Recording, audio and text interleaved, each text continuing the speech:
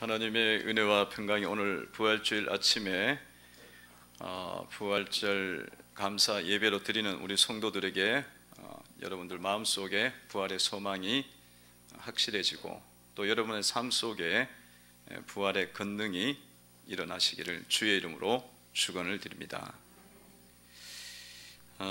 가정에서 예배 드리는 모든 성도들 속에도 이런 부활의 능력이 임하시기 바라고요. 오늘 또 찬양을 통해서 부활주일 아침을 밝혔습니다. 주님을 우리가 또 찬양하고 부활하신 주님을 우리 높여드렸는데 순장님들 앞에 나와서 찬양해 보니까 좋죠. 맨날 벙어리처럼 있다가 침묵을 지키고 있다가 한번 찬양을 들으니까 속이 다 시원하죠. 속이 시원할 거예요. 주님 능력을 우리가 신뢰하고 이렇게 찬양 드릴 때 우리도 순장님들도 속 시원하지만 성도들도 들으면서 속이 다 시원하네요. 저도 속이 다 시원해요.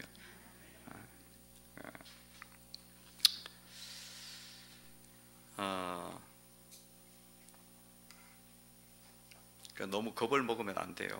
이 예배를 드리고 그런 거에 겁을 먹으면 안 되고, 또 이번에도 그 부산에도 확진자가 나왔는데 그분이 이제 교회를 갔어요. 딸이 간호사인데 이제 병원에서 옮겨갖고 아버지가 이제 걸렸잖아요. 그래서 교회에 가서 예배를 드렸대요. 4월 둘째 주인가 그때도 부활주일인가 그랬어요.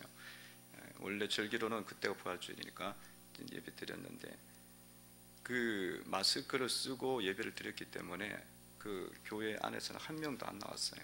안 나오고 밖에 나가서 학교 직장에 갔다가 거기서 잠깐 이제 벗고 커피 마시다가 그 사람 한 명만 걸리고 안 걸렸습니다. 그러니까 여러분 너무 이제 걱정 안 하셔도 되고요.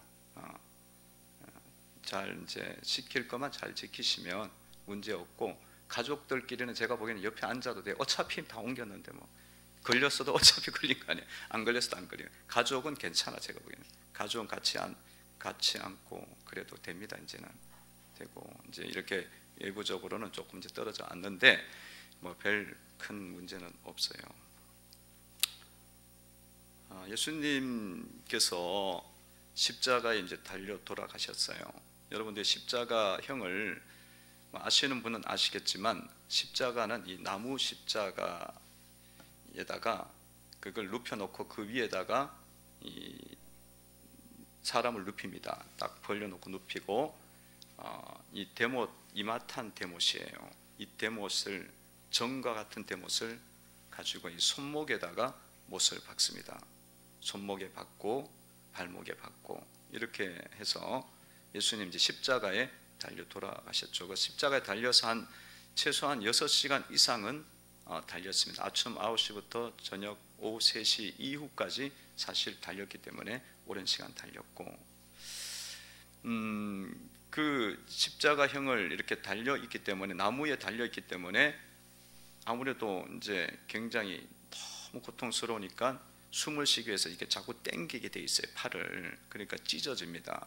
살이 찢어지고 몸이 찢어지고, 그리고 이 폐와 심장들이 이제 계속 이제 가부하가 걸리는 거예요. 정상적으로 여러분 대 앞에 서 있어도 여러분들이 빈혈이 있어갖고 막 쓰러지잖아요. 그러니까 그 중동의 지역의 뜨거운 날씨 속에 이렇게 몸에 박혀갖고 서 있으니까, 그렇게 해서 예수님이 이제 그렇게 있다가 이제 마지막으로 로마 군병이 예수님 창에다가 허리에다가 창을 찔러갖고 물이 터지면서 피가 쏟아지잖아요. 그러면서 돌아가셨어요. 예수님이 이제 이렇게 죽고 됐을 때에 예수님을 평소 존경했던 사람 아리마대 요셉 공회의원이었죠. 이 사람이 예수님을 시신을 내려갖고 빌라도에게 이야기해서 빌라도 총독에게 이야기해갖고 그 시신을 자기 무덤에, 새 무덤에다가 안치하겠습니다. 그래서 예수님이 이제 아리마대 요셉의 무덤에 이제 안치되면서 거기다가 세마포로 이렇게 시신을 감고, 그리고 이 향품들을 거기다가, 아리마대 요셉이 부자니까 충분한 양으로 이 향품, 향들 이것들을 이제 부어서 안치시켜 놨습니다. 그래서 로마의 이 유대인들의 무덤은 우리나라처럼 토분이 아니고 굴에다가 넣는 거예요. 굴에다 넣어서 그곳에 이제 시신을 안치하는 거고요. 그래서 굴문을 바위로, 이렇게 큰 바위로 봉을 했어요. 왜냐하면 예수님 부활한다고 말씀을 했기 때문에 서기관들하고 종교 지도자들이 빌라도에게 이야기해서 빌라도가 그러면 봉해라 그래갖고 로마에 도장이 찍히면서 완전 봉이 됐습니다. 자, 이렇게 해서 예수님이 무덤에 안치됐고요. 이 금요일 저녁에 돌아가셨고, 그래서 금요일 저녁 또 토요일은 안식일이니까 안식일 첫날, 안식 후 첫날 일요일 날 예수님 이제 부활하시잖아요. 그래서 안식일 날은 다 못 움직이니까 안식 후 첫날이 돼서 여인들이, 마리아와 막달라 마리아와 이 몇 명의 여인들이 예수님께 이제 오늘 가는 거예요. 그 빈 무덤에 오늘 가는 현장이죠. 현장에 가면서 무엇을 준비해서 가느냐면 향품을 준비해서 갑니다. 1절에 보면 안식 후 첫날에 새벽에 이 여자들이 그 준비한 향품을 가지고 무덤에 갔다, 그렇게 말씀이 되어 있죠. 그래서 이 향품을 가지고 이 여인들이 갔습니다.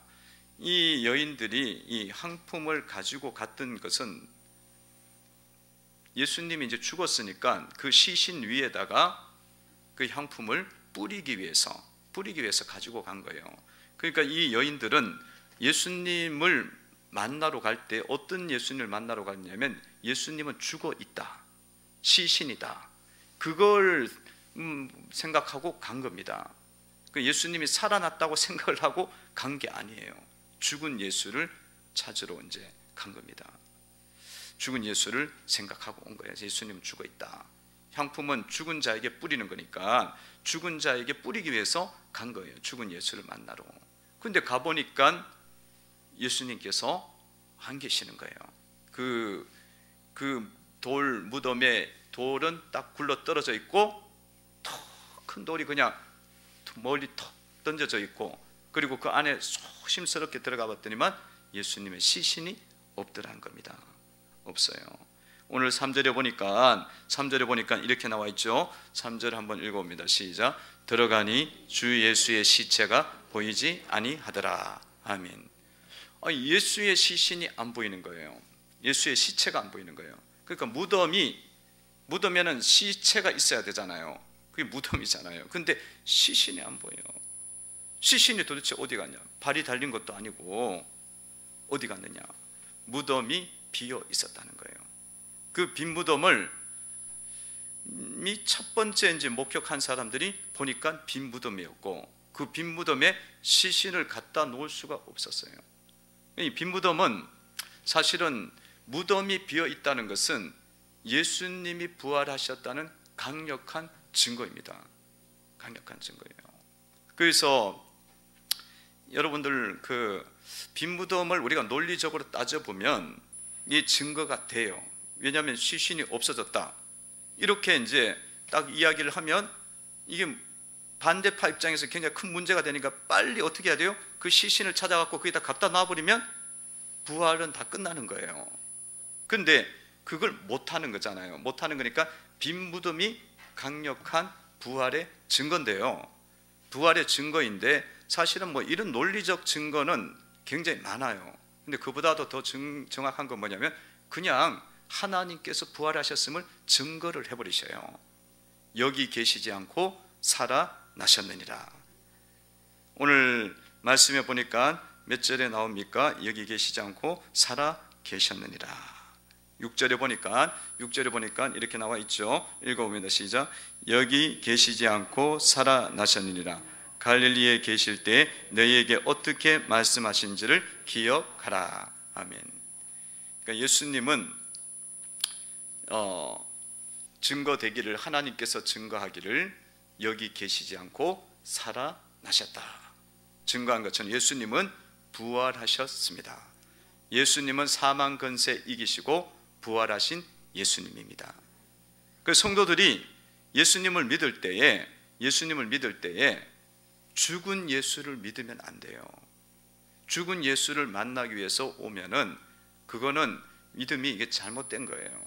여러분들이 오늘 예배당에 오면서 예수님은 죽어 있어 이렇게 생각하고 나 삶하고 아무 상관이 없고 어떤 우리의 생명과도 관계가 없어 이런 생각을 하고 믿는 분들이 있을 수 있어요. 부활주일 오늘 이 아침에 오면서도, 평일 아침도 아니고 부활주일 아침에도 오면서도 주님은 살아서 역사하시는 분인데 그 생각을 못할 수 있습니다. 그래서 우리는 우리의 신앙이 죽은 예수를 믿는 것이 아니라 다시 살아나신 부활하신 예수님을 믿어야 되는 줄로 믿습니다. 예수님을 믿을 때에 예수님이 부활하신 예수님이다 라는 이 믿음을 갖고 신앙생활하는 건 너무 중요한 거예요. 이거는 절대적인 차이가 있는 거예요. 예수님이 부활하셨으면 예수님이 못하실 것이 있겠습니까? 아무것도 없죠. 사망을 패하시고 무덤을 이기시고 원수를 이기시고 질병을 이기시고 주님이 부활하신 거잖아요. 여러분, 죽음보다 더 강한 게 뭐가 있습니까? 죽음보다 더 강한 건 인생 가운데 없어요. 질병 강해도 죽음보다 강하지 않아요. 가난 강해도 죽음보다 강하지 않아요. 살아나는 건데, 살아나는 거니까. 그 예수님을, 부활하신 예수님으로 여러분들이 믿는 믿음을 갖고 살아갈 때 완전히 앞으로의 신앙의 세계가 완전히 달라지는 거예요. 하나님이 증거하시기를 여기 계시지 않고 살아나셨느니라. 살아나신 주님을 믿어야 되는 줄로 믿습니다. 살아나신 우리 주님을 우리가 믿고 이렇게 갈 때에 이제 우리는 똑같이 우리도 예수님의 능력으로, 예수님의 부활의 영으로 말미암아 우리도 천국에서 신령한 몸을 입는 줄로 믿습니다. 그러니까 부활의 소망을 우리는 가지는 거예요. 부활의 소망을 가지고 또한 이 부활의 영이신 성령님께서 우리 가운데 임하셔갖고 날마다 우리에게 생명의 능력을 우리에게 주시는다는 것입니다. 주시는 분이에요. 여러분,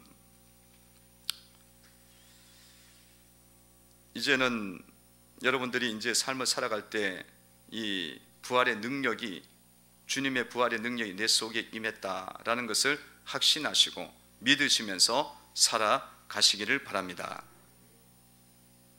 성도들의 삶 속에 이렇게 무덤과 같은 일들이 있잖아요. 무덤과 같은 일들. 마음이 너무 무덤과 같아.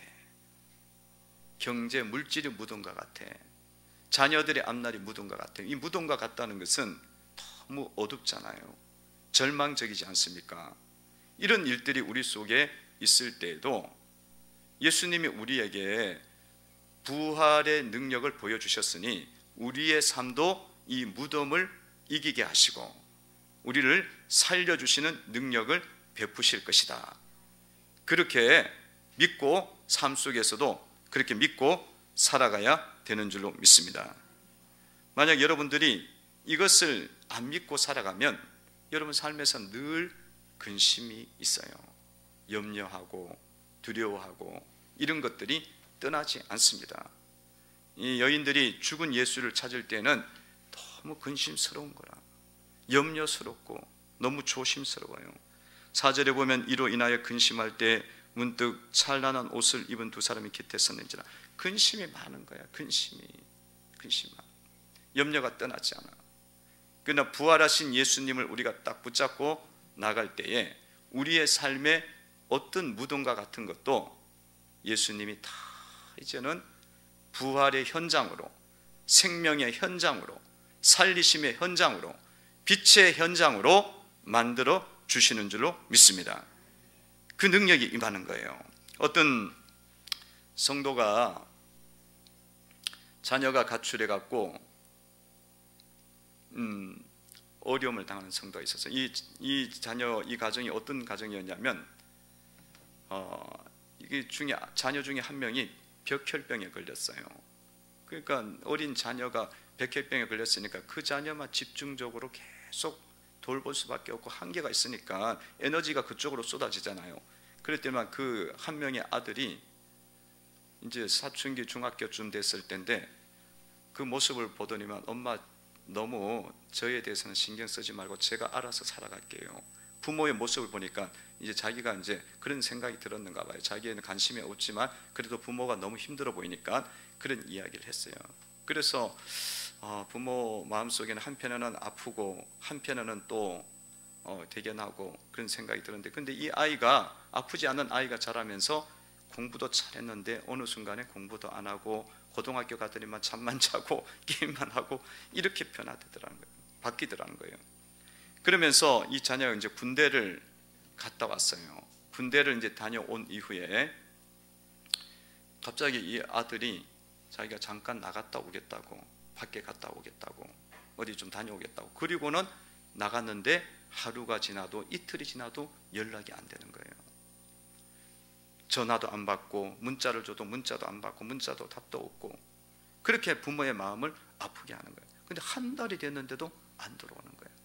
그러니까 그 날이 하루하루가 부모의 마음은, 이게 지금 마음속에 걸림이 있는데 또 이런 일이 벌어졌으니까 부모가 얼마나 정체 없었겠어요. 그 밤만 되면은 얘가 어디 있는가 찾으려고 거리를 돌아다녀, 미친년처럼 돌아다녀요. 여러분들이 만약에 그런 자녀가 있으면은 똑같아요. 정신을 잃어버려갖고 어딘가 있을 것 같은데 그러면서 쫓아다니고, 그렇게 지났는데 몇 달이 지나도 안 되는 거예요. 안 돌아오는 거예요. 찾을 수도 없고. 그래서 이런 상황 속에서 자기 자신을 이제 돌아보게 된 거예요. 돌아보면서 신앙이, 내가 신앙적으로 자녀들을 양육하지 못했구나. 말씀 앞에 서니까 내가 정말 예수님을 믿는 것처럼 믿는다고 했지만 그렇게 믿지도 않았고 자녀들에게 신앙적 교육도 못했구나. 이거를 뼈저리게 깊이 있게 깨닫게 됩니다. 그리고 또 주님께서 능력이 많으신 주님인데 이런 무덤 같은 상황에서도 부활을 주셨는데, 부활하시고 우리에게 부활의 소망을 주셨는데 충분히 우리의 삶에 내 자녀 속에도 살리시는 역사가 있겠지. 그렇게 이제 맡기고 조금씩 지내고 있었어요. 근데 1년이 딱 지났는데 이 자녀가 돌아왔어요. 돌아왔는데 보니까 그전보다 살도 잘 쪘고 건강한 모습으로, 좋은 모습으로 돌아왔고 그간에 뭐 이렇게 저렇게 보냈다고, 취직해서 너무 바빠갖고 못 왔다고 이야기하고, 그 좋은 모습으로 돌아왔다는 거예요. 돌아왔어요. 돌아와서 이제 부모를 잘 섬기면서 직장 생활을 하게 되고, 그리고 그 아팠던 혈액병이 있던 아이도 이제 다 치유가 돼서 건강한 모습으로 회복이 됐습니다. 여러분, 예수님에 대한 우리가 믿음이 올바르게 되고, 그리고 또한 부활하신 예수님을 우리가 믿고 나아갈 때에 우리의 삶 속에 살아계셔서 역사하시는 주님이 우리의 삶의 모든 무덤과 같은 상황들을 주님께서 생명을 주시고 살려주시고 삶의 현장이 되도록, 행복의 현장이 되도록 만드시는 역사가 있는 줄로 믿습니다. 그러니까 여러분, 예수님을 여러분들 그렇게 믿으시라는 거예요. 부활하신 예수님이 우리의 삶의 모든 문제들을, 주님은 살아서 역사하시는 분이니까, 죽음도 깨트리고 이기시는 분이니까 우리의 삶의 어떤 문제가, 죽음보다 더 큰 문제가 어디 있어요? 그 문제도 충분히 주님이 이기신다라는 믿음을 갖고 나가시면 살리시는 역사가 일어나게 되는 줄로 믿습니다. 여러분, 자녀들 중에서 방에 갇혀서 안 나오는, 어둠에 갇혀 있는 자녀들이 있어요. 안 나와. 이거 거의 무덤이지, 무덤. 어둡고 부정적이고 그런 자녀들. 또 게임에 중독에 빠져갖고 거기에 막 빠져갖고 정신이 없어, 밥도 안 먹고 거기에 막 미친 듯이 사는 사람들, 자녀들. 또 뭐 여러 가지 경제적인 무너진 문제들, 그런 문제들이 있을지라도 예수님이 그 삶 속에 역사하시면 얼마든지 죽음을 이기시고 원수를 이기시고 무덤에서 부활하신 주님께서 그 무덤을 깨뜨리시고 살리시는 역사가 있는 줄로 믿습니다. 그러니까 여러분들, 주님을 믿을 때 죽은 예수를 믿으면 안 돼요. 이 여인들처럼 죽은 예수를 믿으면 근심과 염려와 어떤 문제들도 앞에서도 다 벌벌 떠는 거야. 근데 살아계신 예수님을 믿어야 되는 줄로 믿습니다. 예수님은 부활하셨습니다.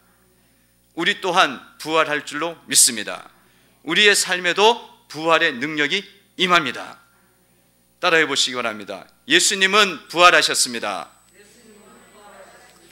예수님은 부활하셨습니다.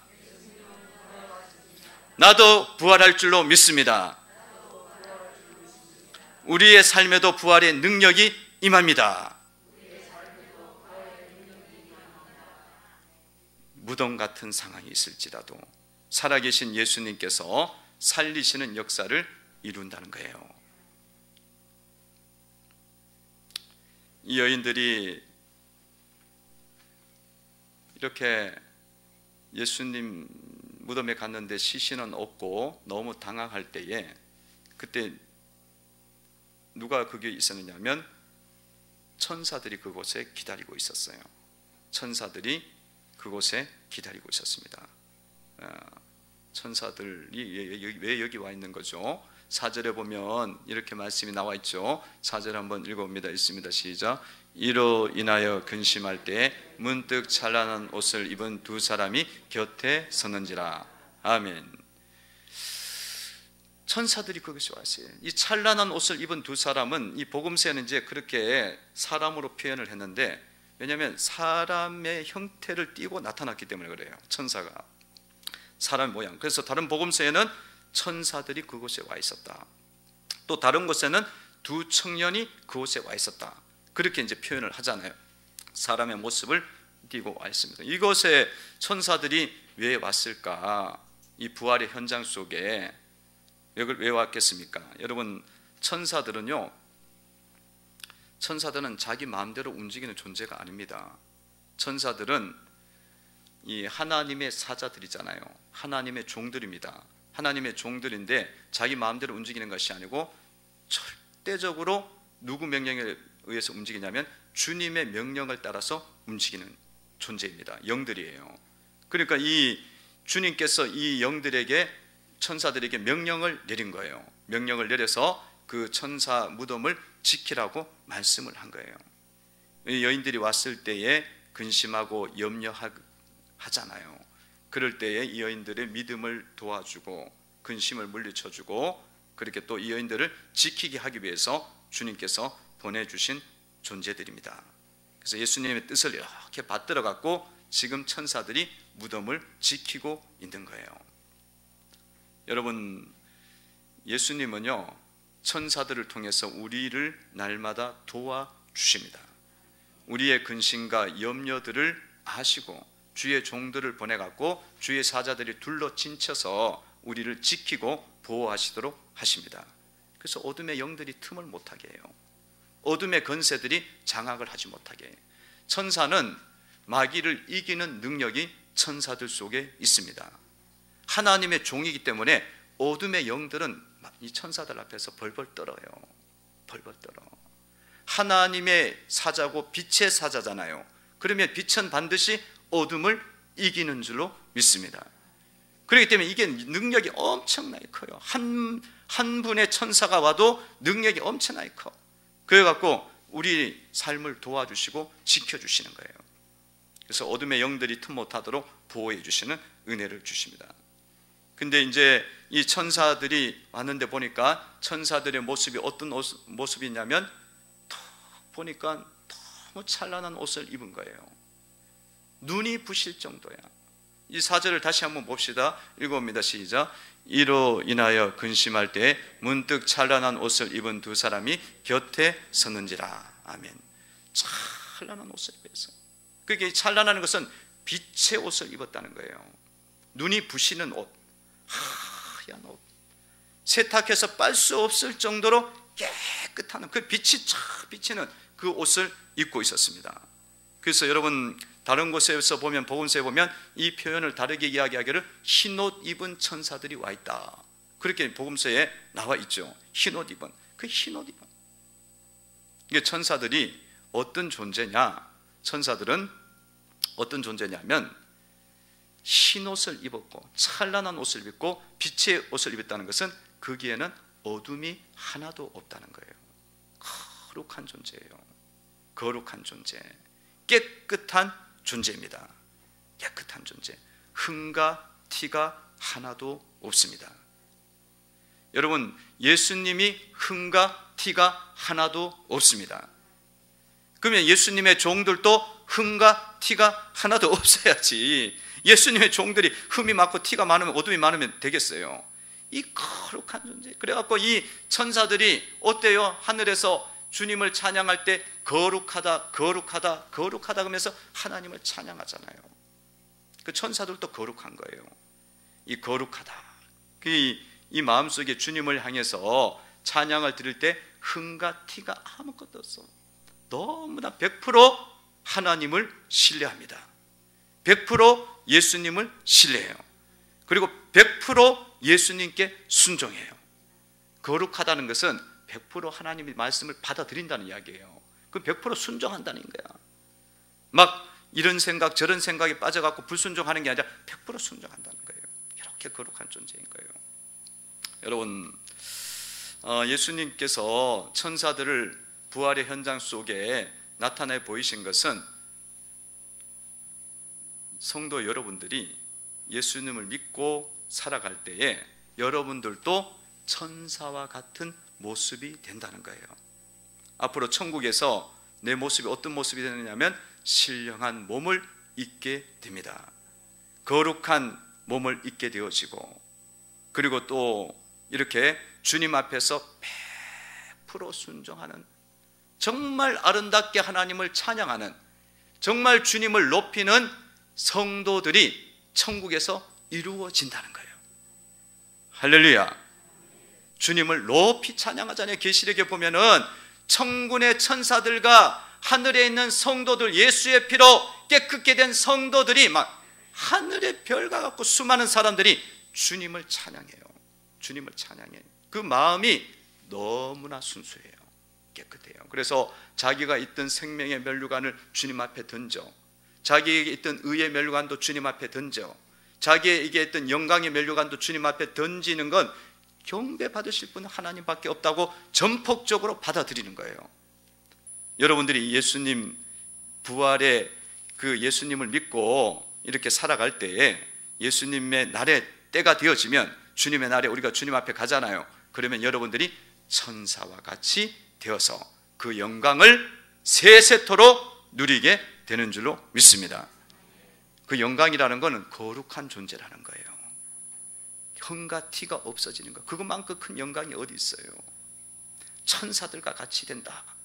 주님이 복음서에서 너 하늘나라에는 어떻게 되는 거예요? 그러니까 천사와 같이 된다, 그렇게 말씀했어요. 비교할 게 없어갖고 천사와 같이 될 거다. 사실은 우리는 예수님을 믿어갖고 예수의 피로 정결케 됐기 때문에 천사와 같이 되지만 천사보다 더 높은 존재로 변화가 돼요. 할렐루야. 더 높은 존재로. 왜냐하면 천사는 하나님을 수동도는 종이에요. 예수를 믿는 자들은 예수 피로 정결케 됐기 때문에 하나님의 자녀가 되는 겁니다. 자녀라는 것은 더 권세가 있는 거예요. 그래서 요한복음 1장 12절에 영접하는 자, 곧 그 이름을 믿는 자들에게는 하나님의 자녀가 되는 권세가 있다 그랬잖아요. 권세가 있어요. 성도 여러분, 여러분들이 하늘의 소망을 가지시고 내가 부활했을 때는 어떤 몸이 될까? 천사를 보내신 거예요. 천사와 같은 이런 모습으로 영광스럽고 거룩한 모습으로 변화될 것이다. 그리고 여러분들이 부활하신 예수님을 신뢰하고 이 땅에 살아갈 때에도 여러분의 심령이 거룩한 심령으로 변화될 줄로 믿습니다. 성령이 임하셔갖고 여러분들을 가르치세요. 성령께서 여러분들에게 날마다 가르치십니다. 마음속에 생각 속에 말씀을 가르쳐 주세요. 성령이 스승 되셔서 하늘의 은혜를 알게 해주시고 깨닫게 하시고 진리를 받아들이도록 하셔갖고 주님 앞에 순종하고 또 순종하고 주님 앞에 예배하고 굴복하는 존재로 우리의 심령을 변화시켜 주십니다. 그래서 우리가 점점 더 순종하는 자로 바뀌는 거예요. 이 땅에 살아가면서 부활의 영이 있기 때문에 변화가 일어나잖아요. 너희는 하나님의 성전인 것과 하나님의 성령이 너희 안에 거하시는 것을 알지 못하느냐. 예수님은 우리 가운데 내주하고 계십니다. 내주하고 계신 그분이 계속적으로 우리를 거룩을 가르치고 말씀을 가르치고 진리를 가르쳐 주십니다. 그 말씀을 여러분들 받들어서 100% 순종하는 성도들이 되시기를 바랍니다. 100% 순종해야 돼요. 가르쳐 주실 때에 100% 순종해야 돼요. 그냥 그걸 목표로 삼으셔야 돼요. 목표로 삼으시고 따라가요. 이 부분은 내가 내 마음대로 해야지. 이렇게 하면은 우리가 거룩이 깨지는 거예요. 우리가 성령의 역사를 거스리는 겁니다. 주님의 내주를 우리가 방해하는 거죠. 근데 여러분들의 목표와 기도의 방향은 어디로 가냐면 주님의 뜻에 내가 순종하기를 원합니다. 천사들처럼 100% 순종하는 영혼이 되기를 원합니다. 불평과 원망과 미움과 다툼은 이제 다 끊어내기를 원합니다. 거룩하게 되는 부활의 아침에 여러분 심령이 주님을 닮아가는 심령이 되시기를 바랍니다. 성령이 되셔서 달마다 진리를 가르치시니 그 말씀 한 절 한 절이 내 마음에 교훈되도다. 내 마음에 큰 은혜로 와야죠. 그 성령이 가르쳐 주시는 거야. 그 역사가 부활의 영이 임했기 때문에, 내주하시는 예수님이 계시기 때문에 그 역사가 지금 있는 거예요. 그렇게 끌어당길 때에, 이끄실 때 그것을 한 절 한 절을 내 마음의 교훈으로, 내 마음의 은혜로 받아들이는 성도가 되셔야 되는 줄로 믿습니다. 이렇게 해서 천사들을 만나게 됐고요. 이 여인들은 그 예수님을 증거를 이제 듣게 되잖아요. 그래서 이제 그 부활의 소식을 이 여인들이 전하게 됩니다. 전하게 될 때에 어떤 사람들은 믿게 되고 어떤 사람들은 믿지 않아요. 11절에 보면 이렇게 나와 있죠. 복음을 전하죠. 가서 제자들에게 전해요. 11절을 봅시다. 읽어봅니다. 시작. 사도들은 그들의 말이 허탄한 듯이 들려 믿지 아니하나. 믿지 않았어요. 12절에 보면은 읽어봅니다. 시작. 베드로는 일어나 무덤에 달려가서 구부려 들여다보니 세마포만 보이는지라 그 된 일을 놀랍게 여기며 집으로 돌아가니라. 아멘. 예수님이 부활하셨고 무덤이 비어있고 천사들이 증거한다. 여기 계시지 않고 살아나셨다. 제자들 증거하니까 어떤 사람들은 허탄한 일처럼 보여. 전에도 그 부활하신 예수님을 전해도, 복음을 전해도 사람들 중에서는 그게 말이 되냐고, 무덤이 비어있긴 뭐가 비겠냐고 그러면서 허탄한 것으로 여겨요. 이게 우리가 복음을 전한 현장 속에 일어나는 거예요. 오늘 또 여러분들이 들으면서 목사님 무슨 꿈 같은 이야기를 하시나, 없겠죠? 여기 있는 분들은 다 100% 받아들이는 줄로 믿습니다. 집에서 예배 드리는 분들도 100% 받아들이는 줄로 믿습니다. 거룩한 거예요. 그게 베드로는 듣고는 가보잖아요. 그리고 부활의 증거자로 변화가 일어납니다. 성도 여러분, 주님의 부활을 여러분들이 전하는 성도들이 되시기를 바랍니다.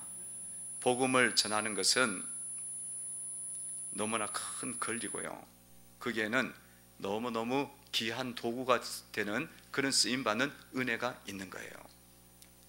세상에서 가장 귀한 소식이 뭐겠어요? 가장 귀한 소식, 그것은 예수를 믿으며 구원을 받고, 예수를 믿으면 천국에 가게 되어지고, 예수를 믿으면 부활의 영광을 잊게 된다. 영생을 얻는 소식보다 더 큰 소식이 어디 있어요? 그 노하우를 알고 있잖아요. 그 방법을 알고 있잖아요. 그러니까 여러분들이 예수의 복음을 전할 때에 이 복음을 전하는 것은 특권인 줄로 믿어야 되는 줄로 믿습니다. 예수님 복음을 전하는 것은 특별한 권리인 거예요. 이 부활의 증인이 된 것은 너무나 귀한 거잖아요. 특별한 권리다. 그래서 여러분 어디에 가든지 여러분들 예수를 믿는 자로서, 부활한 예수님을 받아들인 자로서 복음을 증거하는 증인들이 되시기를 바랍니다. 예수님은 부활하셨습니다. 사망 권세 폐하시고 이 무덤에서 다시 살아나셨습니다. 예수님은 우리의 삶의 무덤과 같은 상황을 주님께서 살려내시는 분입니다.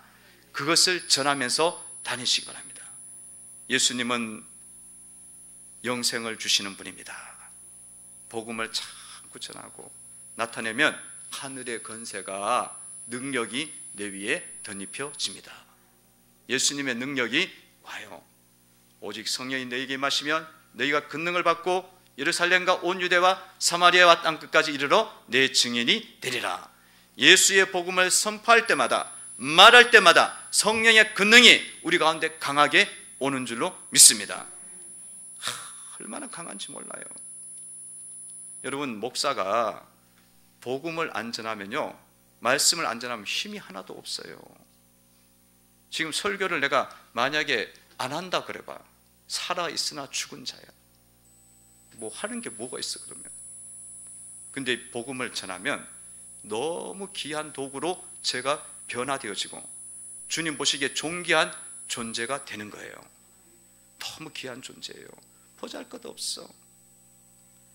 뭐 이제 뭐 지식이 많아, 지혜가 많아, 얼굴이 잘생겼어, 머리가 많아, 뭐 이제 막 늙어가는 중이야. 늙어가는 중이야. 그 별 볼 일이 없는 거야 사실은. 근데 복음을 전하면 그 사람은 다른 거예요. 제가 집에서 요즘 왜 이렇게 늙어가냐 그래 저보고 사모님이. 기분이 되게 안 좋습니다. 제가 봐도 자꾸 늙어가는 것 같아. 근데 복음을 전하면은 영혼도 건강해지고 우리의 삶도 존귀한 자가 되듯이 여러분의 삶도 존귀한 자가 되는 줄로 믿습니다. 존귀한 자가 돼요. 그래서 제가 밖에 나가서 막 이렇게 복음을 전했던 적이 있잖아요. 여기 작년만 해도 그렇게 전했잖아요. 지금 코로나 때문에 이게 하지를 못하고 있어요. 너무 이렇게 많은 그런 부분이 접촉을 하지 말라고 자꾸 그러니까. 근데 그때 전할 때는요, 예수님 믿으세요? 구원 받습니다. 예수님 믿으세요? 영생 얻습니다. 예수님 믿으세요? 천국 갑니다. 탁 할 때마다 이게 점점 강해지는 거예요. 내가 막 영이 더 살아나. 여기서 전하는 거 또 달라. 그러니까 그게 능력이에요. 오늘 여러분 부활의 아침에 여러분들 이 부활주일날 계란도 있고 떡도 있습니다. 들고 가셔서 순자님들은 다 찾아가서 주님의 부활을 전하시기를 바랍니다. 그리고 부활의 능력들이 나타나고요, 영혼들을 살리는 은혜가 임하는 줄로 믿습니다. 여러분, 이 교회는 주님의 부활하신 주님이 능력으로 역사하시는 교회입니다. 그래서 제가 부활하신 예수님을, 살아계신 예수님을 자꾸 증거해요. 말을 해요.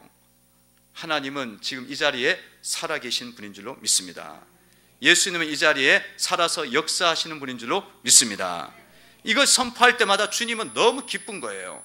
왜냐하면 진리니까 기쁘고, 이 교회 속에 그런 역사들이, 살리는 역사들이 이 교회를 통해서 일어나도록 자꾸 만드셔요. 할렐루야. 가정들이요 행복해져요. 이 교회에 들어오면 주님이 살리시는 역사가 일어나. 부부싸움 많이 하고 뭐 부부싸움 안 하더라도 늘 짜증나고 신경질나고 막 이런 사람들도 살아나. 주님이 말씀을 듣고 선포하며 말씀대로 살아가면 살아나요. 그래서 부부 사이가 좋아지고 부모 자녀 사이도 좋아져. 행복한 가정, 거룩한 가정이 됩니다. 여러분 가정이 그렇게 변화됐죠? 아직도 싸우고 있습니까? 아직도 그래. 이렇게 보면 점점 더 거룩해져요. 얼굴들이 거룩해지고 외적인 모습도 거룩해지고 행복해져요. 그리고 문제들마다 큰 문제들이 해결이 되어져. 왜냐하면 살아계신 하나님이 지금 계속 가정들을 만지시는 거예요. 자녀들을 만지셔. 그래갖고 문이 열려요. 경제적인 문도 열려요. 자녀들의 직장의 문도 열어주셔요. 그 역사가 일어날 때는 복음이 전해지기 때문에 그렇습니다. 주님이 살아서 역사를 하시는 거예요. 역사하셔요. 그래갖고 여러분들이 이 복음을 전하면서 복음을 받아들이고 이 강하게 주님이 역사하려면 내가 회개가 돼야 되거든요. 그래서 회개하시고 그렇게 하실 때마다 살리시는, 부활하신 예수님이 살리시는 역사를 여러분 가정과 자녀들 속에 일으켜 세워주는 줄로 믿습니다. 여러분 속에 이 문제는 너무 커요. 목사님 그게 되겠습니까? 자녀가 벌써 몇십 년째 이렇게 살아요. 이 일들이 몇십 년째 걸린 문제예요. 여러분, 죽음보다 더 강한 건 없어요. 주님이 38년 된 병자도 어떻게 했어요? 고치시잖아요. 고치세요. 그러니까 주님이 살아계십니다. 주님은 못할 것이 없습니다. 그 믿음을 가지고 해결을 하셔. 나를 고쳐. 그러면 부활의 능력이 여러분 가정 속에 쫙 들어오는 거예요. 자녀들에게 비춰져. 그 자녀들이 막 어둠에 막 떠나가요. 떠나가면서 자녀들이 문이 열리는 거예요. 돌아온다. 아까 그 자녀도 돌아왔잖아요. 그리고 중독 걸린 것도 돌아와요. 중독보다 죽음이 더 큰 문제지.